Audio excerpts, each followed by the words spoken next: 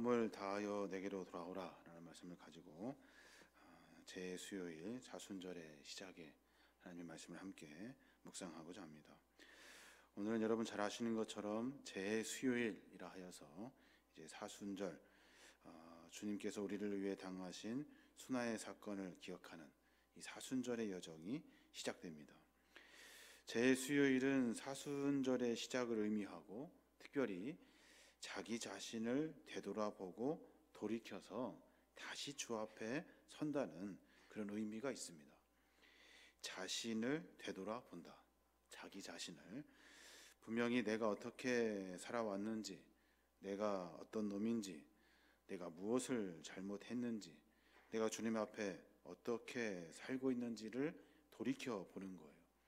스스로 자기를 돌이켜 본다는 것은 참 중요한 일입니다. 두 가지 사자성어가 생각이 나는데, 하나는 조고각하라는 말이에요. 조고각하. 이 말은 자기 발 아래를 살펴라 하는 뜻이죠. 지금의 그 자리에서 자신을 되돌아보고 살펴라. 자기의 다리 아래를 살펴보라는 말, 자기 자신을 돌아보라, 살펴라 하는 그런 의미가 들어 있습니다. 또 하나 사자성어 하나가 생각이 나는데, 견연사제라는 말이에요. 견연사제. 이 말은 어진 사람을 만나면 같아지기를 생각하고 어질지 못한 사람을 만나면 자기 몸을 비추어 반성하라 하는 말이에요. 우리는 늘 여러 사람들을 만나잖아요. 여러 사람을 만나면서 좋은 사람, 어진 사람, 본받을 만한 사람을 만나게 되면 같아지기를 생각하고, 어질지 못한 사람, 어쩌면 이렇게 여러 가지로 부족한 사람, 인격과 성품이 연약한 사람, 이런 사람을 보면 자기 스스로를 비추어 낮추어 반성해서 삶을 살아라 하는 그 의미예요. 사순절을 시작하는 제 수요일에는 분명히 자기 자신을 되돌아보는 그런 시간들이 가장 중요한 시간이에요. 그래서 이 시간부터 시작하여 40일간 주님이 우리를 위해 행하신 일들을 깊이 묵상하고 내 신앙의 삶의 모습을 점검하는 거죠. 그 시간과 그 사건과 그 일들을 그 기간 가운데 해내지 아니하면 우리는 아무것도 아닌 거예요. 성경은 이 두 가지를 빗대어서 자기 자신을 되돌아보라 하는 이런 사자성어의 두 가지 의미를 담고 있는 그 이 죄를 이 상징적인 의미로 부여해서 설명해요. 죄를 통해서 보잘것없는 우리, 비천한 우리의 인생의 무상함, 죄를 통해서 내가 돌아가야 할 이런 먼지와도 같은 존재라는 사실을 다시 깨닫게 되는 겁니다. 죄는 그래서 참회를 의미하고 정화를 의미하고 순수함을 상징해요. 그래서 죄를 통해서 내 삶을 점검하여서 보잘것없는 죄와 같은 우리의 존재를 다시 깨달아서 하나님 앞에 서게 되는 거예요. 왜 하필이면 죄일까요? 초대교회부터 이 죄를 통해서 자기 자신을 되돌아보고 본래의 자리, 하나님의 자리에 설 수 있도록 그 의미를 부여했어요. 왜 하필이면 죄냐는 거예요. 이 죄는 종려나무 가지를 잘라가지고 태워 만든 죄입니다.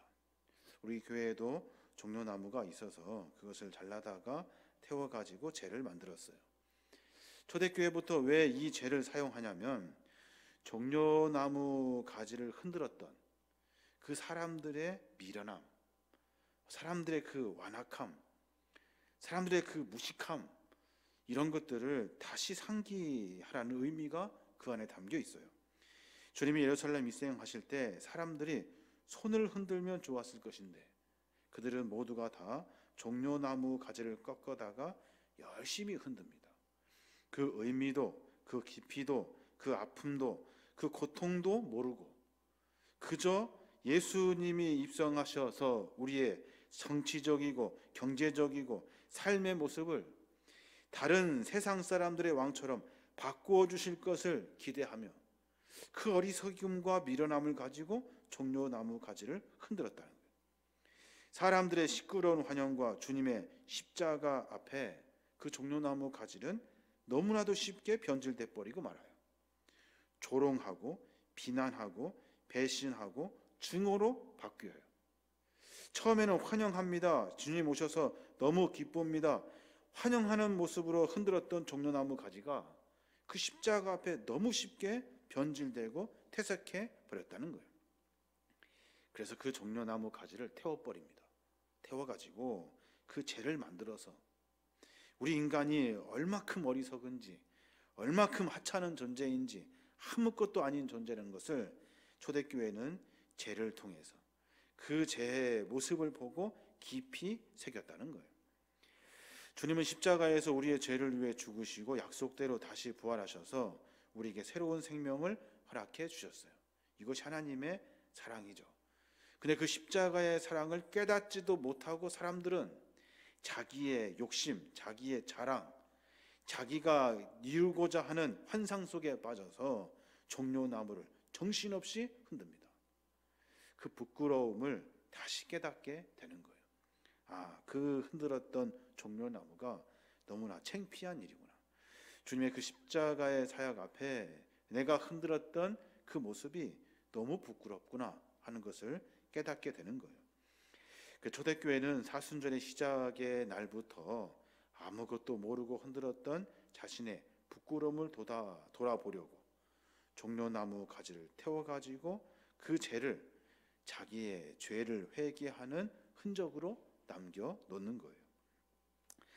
우리는 이 숙연한 시간을 통해서 자신을 향한 하나님의 음성을 다시 들어야 돼요. 자기 자신을 돌이키고 다시 주님 앞에 서는 결단의 시간이 있어야 하는 거예요. 조고각하 자기의 자리에 고개를 숙여 내가 어떤 자리에 서 있는지를 되돌아보고, 견연사제 내가 만나는 사람들을 통해서 내 자신을 되돌아보고, 내가 만난 예수 그리스도가 어떤 분인지를 다시 생각하는 시간이 제 수요일의 시작을 알리는 거예요. 사람들은 인생을 자랑하면서 무한한 가능성을 가진 것처럼 인생 속에서 살아갑니다. 환상 속에 빠져서 흙처럼 재처럼 먼지처럼 흔들리며 없어지는 인생이 아니라 승승장구하며 계속될 것이라는 그런 어리석음 속에 사람은 살아가고 있어요. 사람은 한낱 숨결에 지나지 않대요. 숨결에 지나지 않는데요. 숨결이 뭐예요? 들숨과 날숨의 반복이에요.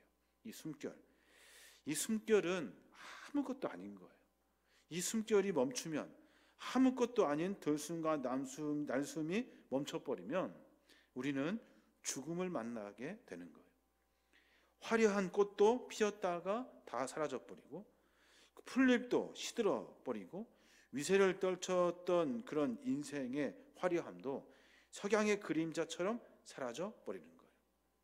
정신없이 흔들었던 종려나무 가지도 재가 되면 아무것도 아닌 거예요.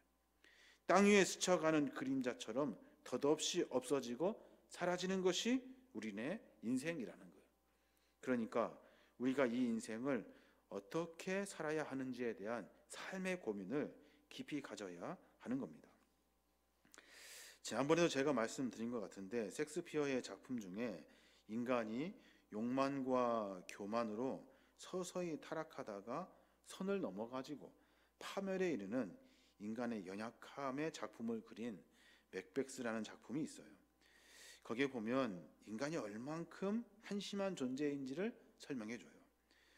언젠가는 죽을 목숨이었다. 언젠가는 듣게 될 소식이었다. 내일, 또 내일. 정해진 시간의 마지막 음절까지 매일 조금씩 우리는 기어가고 있다. 지나간 과거는 어리석은 이들을 비추어 한낱 먼지로 되돌아가는 죽음의 길을 밝히어 왔다. 꺼져가라, 꺼져가라, 덧없는 촛불이여. 인생이란 한낱 걸어다니는 그림자. 제 시간이 되면 무대 위에서 거들먹거리며 시끄럽게 떠들지만 시간이 지나면 말없이 사라지는 가련한 배우이여. 인생은 아무런 의미도 없는 헛소리와 분노로 가득한 바보들의 떠드는 이야기일 뿐입니다. 셰익스피어가 작품 중에 인간의 욕망을 그렇게 표현해 내고 있어요. 인생은 자랑할 것도 없고 석양의 그림자처럼 새겨지는 것도 아니라는 거예요. 인간은 아무것도 아니라는 거예요. 그럼 우리 어떻게 살아야 합니까? 아무것도 아닌 우리의 인생을 하나님이 우리를 위해서 사랑하여 주시고 우리를 위해서 십자가의 고난을 지어 주셨다는 거예요. 죄와 같은 우리를, 아무것도 아닌 우리를, 들숨과 날숨이 멈추면 죽어버리는 우리를 위해서 주님은 십자가의 고난을 당하셨다는 거예요. 그 전에 하나님은 자기 아들 독생자 예수 그리스도를 하찮은 우리를 위해서 보내어 주셨다는 거예요. 인간이 어떤 것인가, 인생이 무엇인가 결론을 내려고 수없이 생각하고 또 생각해 보아도 아무것도 아닌 우리를 위해서 주님은 그 희생을 내어 놓으셨다는 거예요. 우리의 삶 속에서 주님은 우리를 계속해서 바라보고 계시고 우리를 계속해서 부르시고 계셔요. 인간이 덧없고 아무것도 아닌 존재임에도 불구하고 뭐가 된 것처럼 유한성을 가진 존재이고 마치 한없이 누릴 수 있는 부와 권세를 가진 것처럼 삶을 살아가는 한심한 인간들을 보고 하나님은 우리를 거룩한 그 십자가의 자리로 초대하고 계신 거예요. 티끌, 재, 먼지에 불과한 나, 들숨과 날숨이 멈추면 죽어버리고 마는 나, 이 연약한 나를 주님이 기억하셔서 거룩한 그 십자가의 자리로 우리를 초대해 주신다는 거예요. 자신이 아무것도 아니라는 것을 깊이 깨달아야 하는 거예요. 우리가 여기에 있는 이 자리에 내가 아무것도 아니라는 것을 깊이 알아야 돼요. 그것이 오늘 죄를 통해서 죄를 깨닫는 시작이에요. 이 아무것도 아니라는 존재를 깨달을 수 있는 방법이 뭘까요? 그런가 보다 하면 될까요? 그렇지 않을 거예요. 다윗의 이야기를 한번 깊이 되돌아볼 필요가 있어요. 너 죄인이야. 너 죄를 지었어. 라고 말하는 이 말에 다윗이 꼬꾸라집니다. 내가 왜 죄인이야? 내가 하는 일이 왜 죄악이야? 라고 승승장구하며 자신 있게 살았던 다윗 왕이 너 다 알고 있다. 하나님이 너 다 보고 있다. 라는 말에 꼬꾸라져 버리고 말아요. 시편 51편에 보면 다윗의 이 죄악에 대한 사건을 기억하며 참회한 시가 기록되어져 있어요. 잘 아시는 것처럼 다윗 왕이 누굽니까? 다윗 왕은 이스라엘 전체 여러 나라들을 통일 왕국을 이루었던 대단한 왕이에요. 암몬과 아랍 군대를 다 물리치고 최대 통치 영역을 확보했던 사람. 그래서 교만이 완전히 새를 넓혀가듯이 하늘을 찌르고 있는 그 순간 자기가 지은 모든 죄는 내 권세로부터 나온다는 사실을 알고 마음껏 권세를 누리고 시작하는 그 시점에 그때 자기가 가야 할 길로부터 벗어나서 죄악의 길에 빠지게 됩니다. 잘 아시는 것처럼 자기가 하찮은 존재가 아니고 나는 다윗 왕이고 나는 절대 권력을 가진 사람이야 라고 착각하는 그 순간에 다윗은 죄 속에 빠져들게 됩니다. 전쟁으로 말미암아 야전 사령관으로 살아왔던 그 다윗이 전쟁에 나가지 않고 전쟁 중인데도 자기는 왕이니까 나는 궁에 있을 거니 너희들은 가서 목숨을 걸고 싸워라 하면서 병사들을 전쟁터에 보내버립니다. 그리고 나서 빈둥거리면서 왕궁을 돌아다니는데 그때 밧세바를 보게 되고 그의 유혹에 넘어가 버리게 돼요. 그리고 그를 아내로 받아들이게 되고 그러면서 충성스러운 부하를 죽이게 됩니다. 자기가 그 정도는 할 수 있다고 생각했던 거예요. 자기의 권세가 그 정도는 될 거라고 생각했던 거예요. 그때 예언자 나단이 찾아옵니다. 예언자 나단이 그에게 찾아와서 정의감에 호소하는 이야기를 들려주죠. 어떤 부자가 손님이 찾아와 손님 대접하는데 자기가 가지고 있는 많은 양과 소를 그 중에 한 마리 잡기가 아까워 가지고 옆에 살고 있는 가난하고 힘없는 사람의 암양 한 마리를 가져다가 잡아 손님 대접을 했다는 거예요. 그 이야기를 듣고 다윗이 깜짝 놀라서 정의감에 사로잡혀 가지고 소리를 질러요. 그 사람을 당장에 죽여라, 사형시켜 버려라 라고 이렇게 소리를 지릅니다. 그때 그 순간 나단 선지자가 그 다윗의 그 소리를 다 듣고 나서 다윗 왕이여, 그 사람이 바로 당신입니다 하는 책망을 듣게 됩니다. 거기에서 다윗은 자기 자신 안에 있었던 두 가지 마음의 갈등을 느꼈을 거예요. 하나는, 제가 어떻게 알았지? 저 나단 선지자 멀리 있었는데 어떻게 내가 한 일을 알았지? 뿐만 아니라 그것이 그렇게 큰 죄인가? 내가 얘기하는 그 모든 내가 했던 일들이 그렇게 잘못인가? 이 여러 일들이 순간 마음속에서 갈등으로 이루어졌을 거예요. 근데 다윗은 그 자리에서 무릎을 꿇고 주 앞에 섭니다. 그리고 나서 그가 고백한 것은 뭐냐면, 하나님이 나를 다 보고 계셨군요. 하나님이 내가 하는 일들을 다 알고 계셨군요. 내가 여기에서 또다시 선지자를 죽이고 내가 내 왕권과 권세를 가지고 내가 하는 일을 아무리 100번 해도 하나님은 그 죄를 다 알고 계신다는 사실을 다윗은 깊이 깨닫게 된 거예요. 그래서 사무엘하 12장 13절에 보면 다윗이 나단에게 이르되 내가 여호와께 죄를 범하였노라. 내가 여호와께 죄를 범하였대요. 다른 왕과 같으면 내가 밧세바의 남편 우리아에게 죄를 범했습니다. 내가 사람들을 괴롭혔습니다. 그 사람한테 미안하게 생각합니다 했을 건데 다윗은 여호와를 생각해 내더라는 거예요. 자기의 죄를 보고 여호와를 생각해냈어요.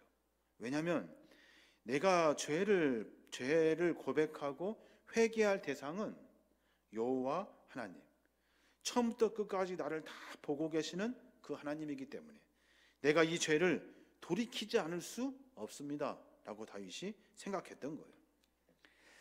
나단의 책망 후에 그가 하나님의 자비를 간청합니다. 하나님 살려주십시오. 나를 좀 불쌍히 여겨 주십시오.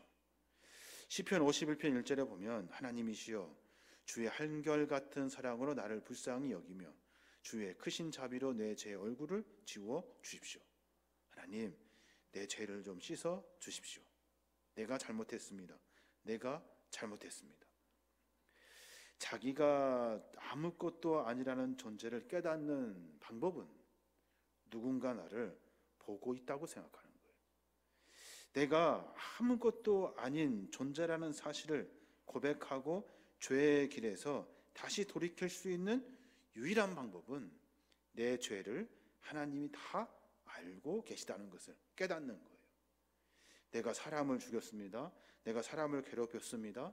내가 이것이 잘못이었습니다 라고 고백하는 그런 죄의 회개가 아니라 하나님으로부터 내가 해결받아야 이 문제가 해결됩니다. 왜냐하면 하나님은 다 아십니다. 내가 했던 모든 죄를 다 아십니다 하는 이 고백이 있을 때 내 죄를 돌이킬 수 있는 거예요. 다윗이 하나님 앞에 죄를 고백하며 하나님 주님이 다 알고 계십니다. 나를 좀 불쌍히 여겨 주십시오 기도했으나 그 다윗 안에 있는 그 집안의 죄의 형벌은 피할 수가 없었죠. 하나님은 그냥 내버려 두지 아니하셔요. 다시 네가 얼마큼 죄를 지었는지 깊이 깨닫게 하셔요. 태어난 지 1해 만에 자식이 죽고 압살롬 자기 아들, 그 아들이 잘생기고 멋진 그 아들이 반역을 일으키고 결국에는 자기가 보낸 군사를 피하다가 나무에 목이 걸려서 비참하게 죽고 맙니다. 그 아들의 비참함의 죽음의 소식을 또 들어야 하고 이스라엘 백성들이 전염병으로 온 나라가 7만 명이나 되는 사람들이 죽는 그 슬픔의 통곡의 소리를 다윗이 듣게 됩니다. 시편 51편 9절부터 보면 주의 얼굴을 내 죄에서 돌이키시고 내 모든 죄악을 지워 주소서. 하나님이여 내 속에 정한 마음을 창조하시고 내 안에 정직한 영을 새롭게 하소서. 나를 주 앞에 쫓아내지 마시며 주의 성령을 내게서 거두지 마소서. 하나님 아니면 내가 살 수 없습니다. 주의 얼굴을 내 죄에서 제발 좀 돌이켜 주십시오. 주님이 내 죄를 다 알고 계시니까 내가 몸둘 바를 모르겠습니다. 어떻게 해야 될지를 모르겠습니다.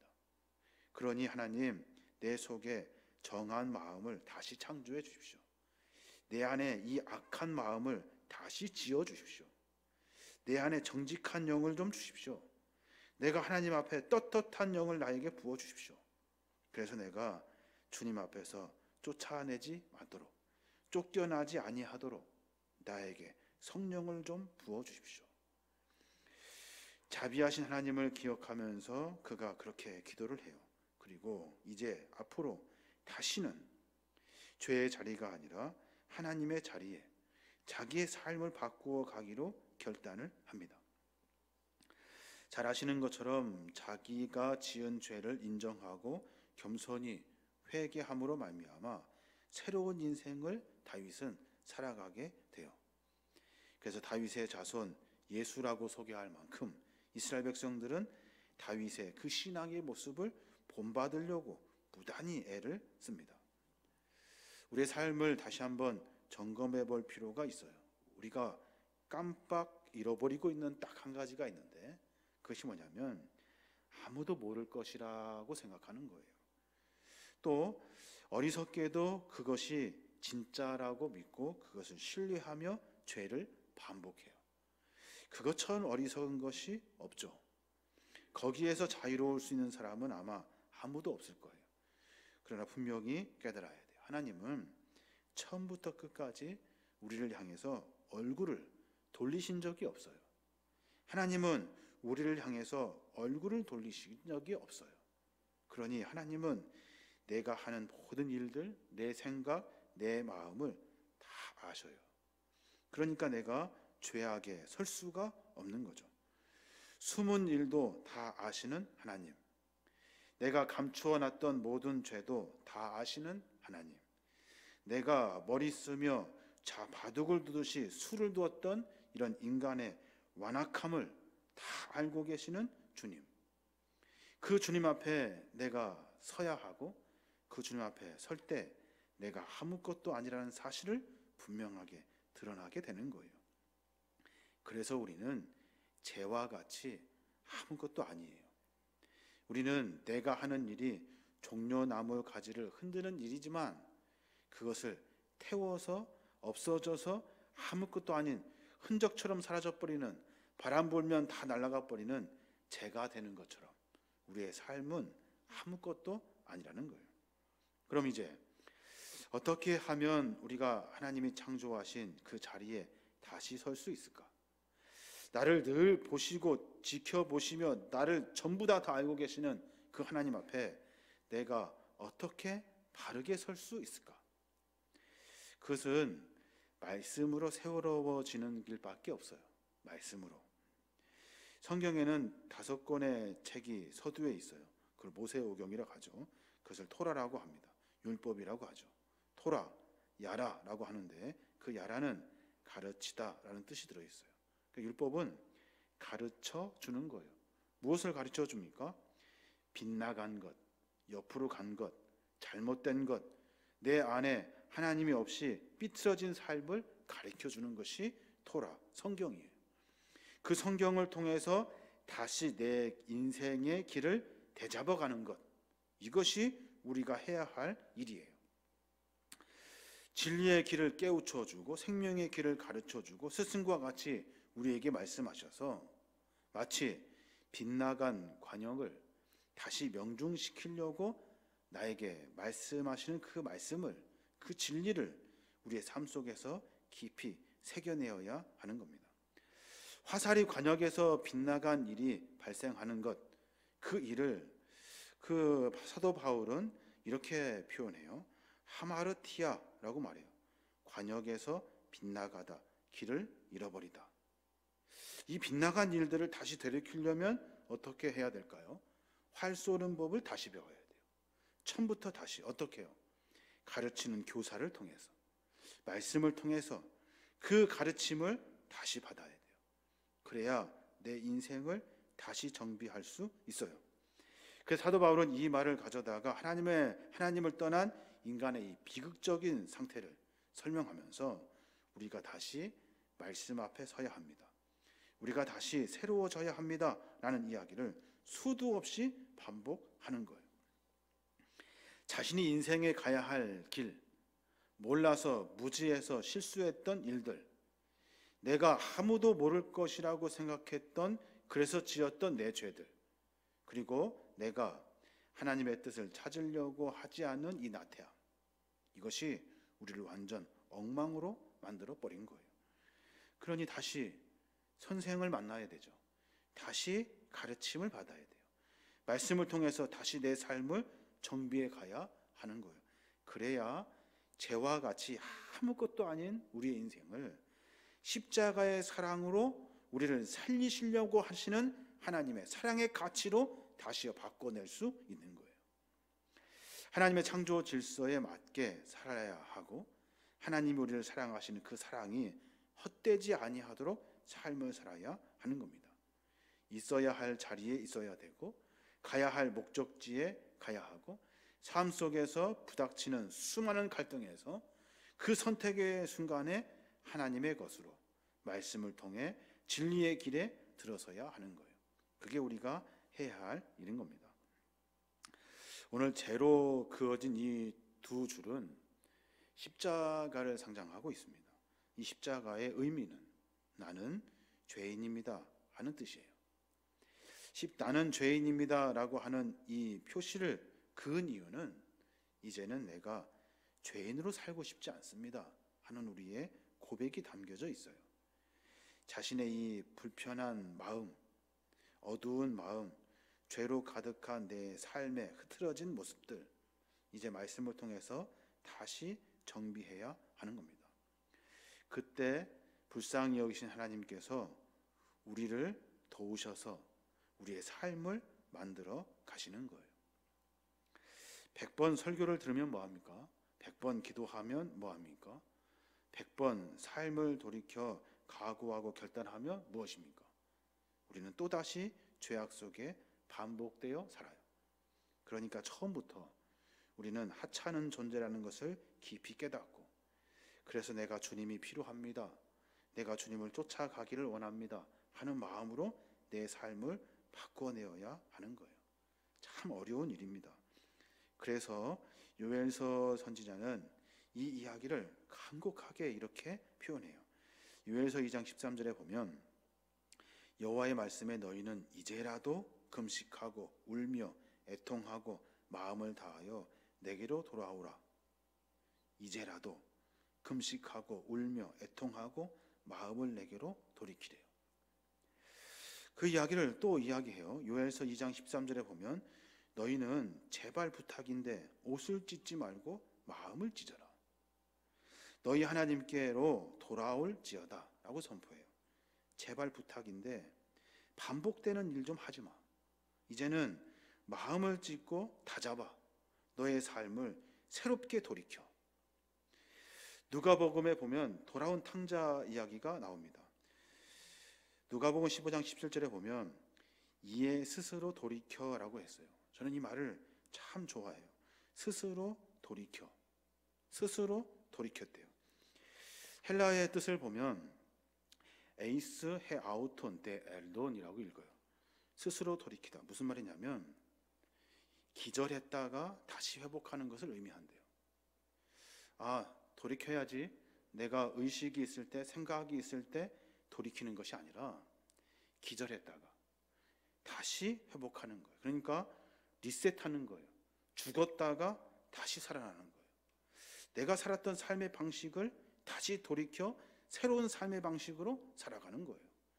늘 타협하고 살았던 내 신앙, 늘 갈등할 때마다 나 중심으로 선택했던 내 삶의 방식, 늘 아무도 모를 것이라고 생각하며 반복했던 죄의 모습들, 그냥 돌이키면 그러한 일들은 또 반복될 거예요. 또 반복될 거예요. 그러니까 아예 그냥 기절했다가 다시 일어나야 돼요. 리셋돼야 돼요. 스스로 돌이켜서 마치 정신이 나갔다가 다시 들어오는 것처럼 내 삶을 새로움으로 돌이켜야 하는 거예요. 그래서 회개는 어려운 일이에요. 눈물 몇 번 흘렸다고 회개되는 것이 아니에요.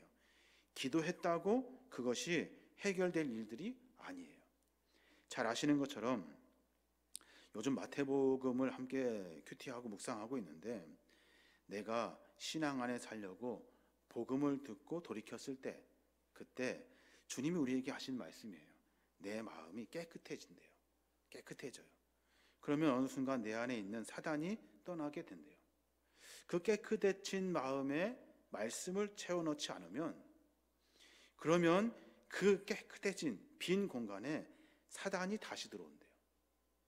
신앙생활해요, 믿음 생활해요, 멀쩡하게 잘 사는 것 같아요. 나 믿음 있어요 라고 말하는 깨끗한 마음, 그 마음 가지고 산다고요. 거기에서 멈춰 있으면 사단은 내 마음에 다시 들어와요.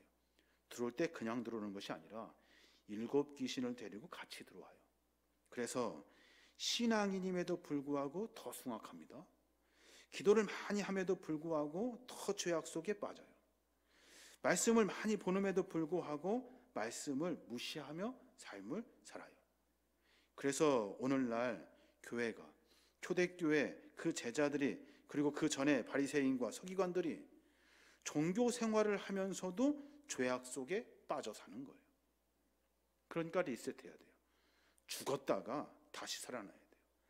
다시 내가 회복하는 마음, 다시 살아가려고 하는 몸부림의 속에서 나를 완전히 십자가에 못 박아 죽여버렸다가 다시 살아나야 돼요. 쉬운 일이 아니죠. 그런데 우리는 늘 그렇게 긴박함을 가지고 살아야 돼요. 왜 우리가 은혜라고 말합니까? 은혜. 왜 그러냐면 우리가 다시 정신 차리고 주 앞에 돌아서면 주님은 우리의 죄를 다 용서하셔요. 내가 그거 안 해도 살 수 있고, 그 죄를 안 지어도 나는 목숨 부지하며 살 수 있어요. 그래서 내가 다시 시작하게 되는 거예요. 이게 은혜라는 거예요. 고린도후서 6장 2절에 보면 바울이 그렇게 말해요. 이르시되 내가 은혜를 베풀 때 너에게 듣고 구원의 날에 너를 도왔다 하셨으니 보라 지금은 은혜 받을 만한 때요 보라 지금은 구원의 날이로다 라고 말해요. 지금이 우리가 리셋될 때래요. 다시 죽었다가 살아날 때래요. 계속해서 반복되는 예배는 우리를 무던하게 만들어버려요. 계속 반복되는 형식적인 신앙생활은 우리로 하여금 하나님과 더 멀어지게 합니다. 계속해서 반복되는 신앙의 행위 속에서 내 모습은 사라지고 내 안에 사단의 권세가 7 귀신을 가지고 내 속에 들어와요. 내가 사는 신앙의 생활이니 멀쩡할 것 같은데, 그런데 하나님 보시기에는 악한 거예요. 그런 신앙의 삶이 계속해서 반복되게 되는 거예요. 그래서 우리에게는 하찮은 존재, 다시 또 죄악 속에 빠질 수밖에 없는 연약하고 미련한 존재, 내가 하는 일이 마치 옳은 것처럼 착각하며 살아가는 세상의 미련함을 안고 살아가는 연약한 존재라는 사실을 깊이 깨달아야 하는 거예요. 오늘부터 교회력으로 사순절을 시작하게 됩니다. 사순절, 작년에도 있었고 재작년에도 있었고 늘 반복되는 절기예요. 이 사순절의 시간을 통해서 우리는 내 죄를 다시 돌이켜야 하는 거예요. 사실 오늘 원고는 작년에 제가 설교했던 원고예요. 또다시 반복하면서 이 말씀을 준비하며 제가 생각했던 것은 나는 작년과 올해가 똑같아요. 똑같아요. 왜 나는 똑같을까? 뭐 하나 달라진 것이 하나도 없이 나는 왜 매번 똑같을까? 거기에 제 자신이 스스로 참회하게 됩니다. 부끄럽다. 아직 리셋 안 됐구나. 아직 정신 차리지 못했구나. 아직 나는 죄라는 사실을, 하찮은 존재라는 사실을 깨닫지를 못하는구나. 그래서 매번 교만의 자리에 교만의 모습으로 삶을 살아내고 있구나 하는 어리석음이 내 안에 있어요.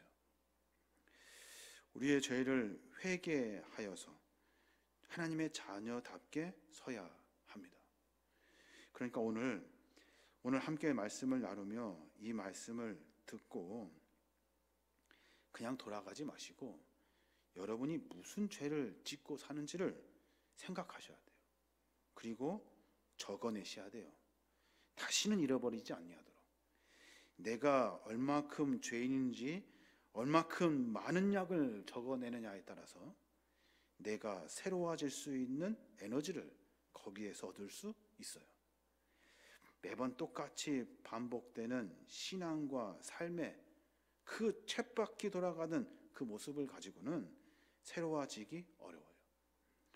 저는 오늘 말씀을 준비하면서 여러 가지 생각을 해봅니다.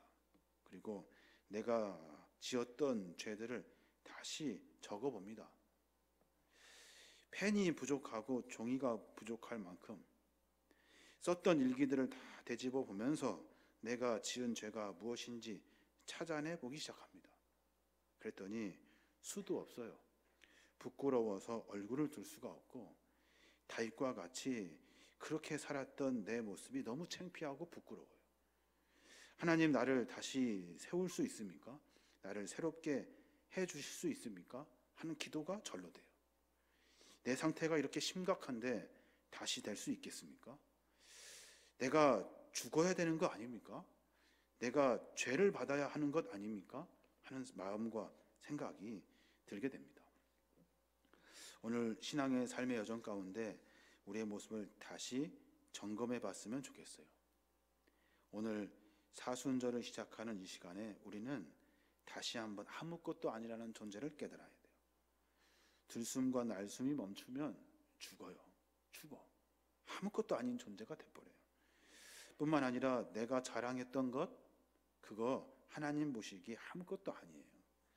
내가 생각했던 것, 하나님 보시기에 너무도 하찮은 일들이에요. 뿐만 아니라 내가 하는 일들을 통해서 다른 사람들을 괴롭히고 다른 사람들을 위에 있으려고 하는 나의 욕심이 내 안에 있었다는 것, 그것처럼 미련한 것이 없어요. 마치 마음도 모르고 예수님의 그 마음도 모르고 종려나무 가지를 정신없이 흔드는 그런 한심하고 미련한 사람들처럼 우리가 그렇게 살았더라고요. 십자가를 다시 생각하고 묵상한다는 것은 참 무거운 일입니다. 제가 처음 예수를 만났던 그 순간을 다시 기억해야 할 일이고, 내가 죄 속에 살지 않으려고 했던 그 수많은 몸부림이 다시 반복되어야 하는 일들이고, 내가 연태까지 지금까지 살았던 내 자리, 사람들이 나를 생각했던 그 모습들을 다 포기해야 하는 그런 자리에 서야 하는 일이기 때문에 참 어려운 것 같아요. 오늘 하나님의 말씀을 통해서 매번 옷을 찢지 말고 마음을 좀 찢읍시다. 내가 무엇이 잘못인지 다시 한번 깊이 깨닫고 하나님 앞에 다시 서야 될 줄로 믿습니다.